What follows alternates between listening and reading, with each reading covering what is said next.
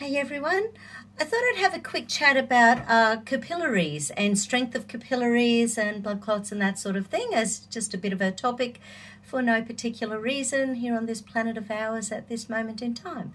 So I was sort of going to do two things. Firstly, what are the sort of symptoms of blood clotting, and one of the things that always happens in my world is that when I'm talking to clients about inflammation, people often think that if they are not getting specific pain or specific, like red knees or sore shoulders or something there all the time, or constant headaches or pain in all your muscles, then you can't be inflamed. But as we've discussed in the past, there's tests that I do called oligo scans and bioimpedance screening. Bioimpedance screening, when we have excess fluid in the body, it can be because of inflammation. So if you're a person who can wear a ring at the beginning of the day, but by the end of the day you need to remove it, that can be inflammation.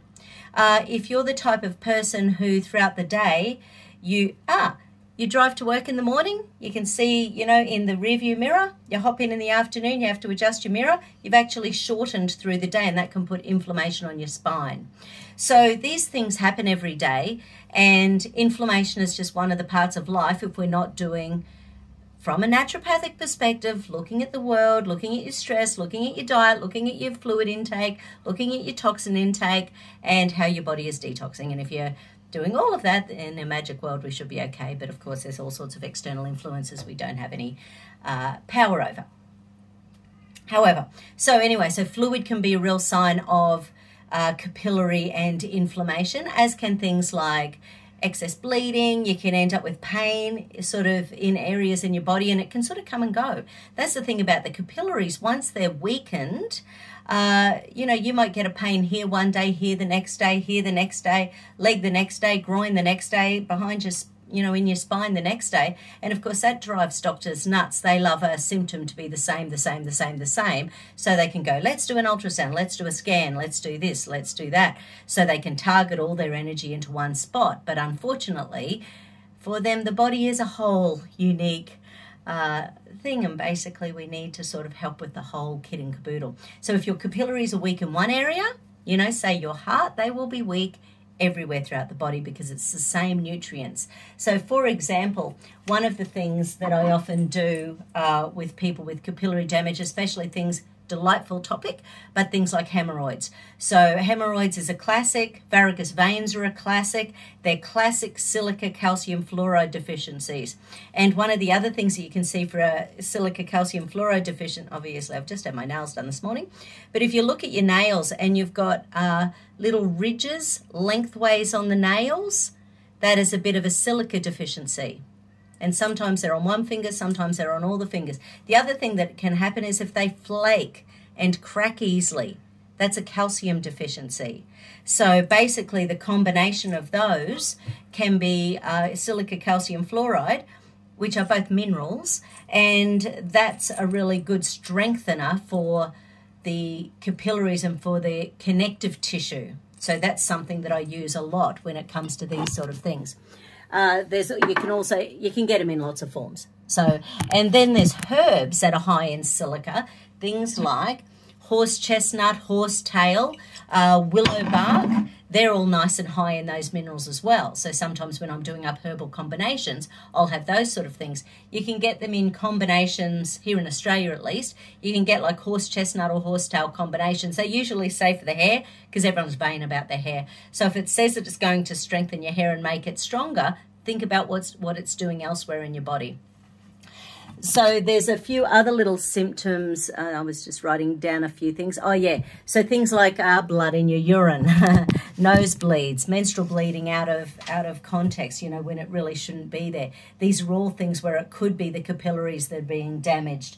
One of my clients just magically in the last 6 weeks has had more nosebleeds than he had and he was a big nosebleeder as a kid, but he's had more in the last 6 weeks than he's had in the last 40 years. And he's in a cab, he's a fiery, so he's in a cab with 4 other people, and we know that there may be effects going on from being around people who are having a transfection going on. So protecting our own capillaries. One of my ladies, and you know, because I'm sort of treating everyone, what a surprise, everyone's different. So one of my ladies, here in Australia, she had the AZ, and basically one of the things that she did was heaps and heaps of vitamin C. Now the thing about vitamin C and what they know about the so far is that so about 25% stays in the muscle and about 75% ends up within your lymphatic system within about 24 to 48 hours, and it's through the lymph that it can and it's through the lymph and the interstitial fluid that it can travel to everywhere else in the body. And I think one of the reasons why people are getting lots of premenstrual issues, swollen testicles, prostate issues is because since June, since I've been doing a few tests on some deceased, they know that about, or the belief is, the current information out there is that about 70% of the ends up in the reproductive organs. So that's so looking after them really powerful. So then if you think about essential fatty acids as well, that also you think about every cell individually, it's got a double fatty lipid layer. So good fatty acids are really important to strengthen our cell membranes. Good fatty acids are really important to strengthen our blood-brain barrier. It's also known that one of the ingredients can actually poke little holes in the brain. So if you've been feeling doughy, if you've been feeling like your memory's disappearing, there are things like the Omega Care.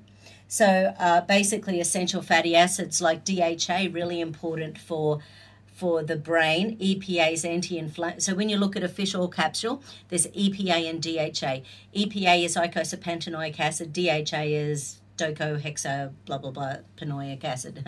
Can't remember. But then there's another ingredient in there called phosphatidylserine, and phosphatidylserine and phosphatidylcholine are also really powerful for the brain. So people who have things like multiple sclerosis and where there's a demyelinization of the nerves, which seems to be one of the side effects for some people with this with our current shenanigans, things like phosphatidylserine and nice big dose. It's expensive though, the phosserine. So if you augment your intake with your essential fatty acids with plenty of mackerel and tuna and salmon and trying to get wild caught where possible, so you're not getting in all the stuff that they jab into them during the farming, it's a really powerful way to get those essential fatty acids in. But then you think about the nerves themselves. So if they've been demyelinated, what has done that? So usually there's then toxins attached to the nerve. So detoxing the nerves, which can be a delightful, annoying sort of process, but it's got to be done. It's things like glutathione. So the glutathione comes in many, many forms. And then things like N-acetylcysteine.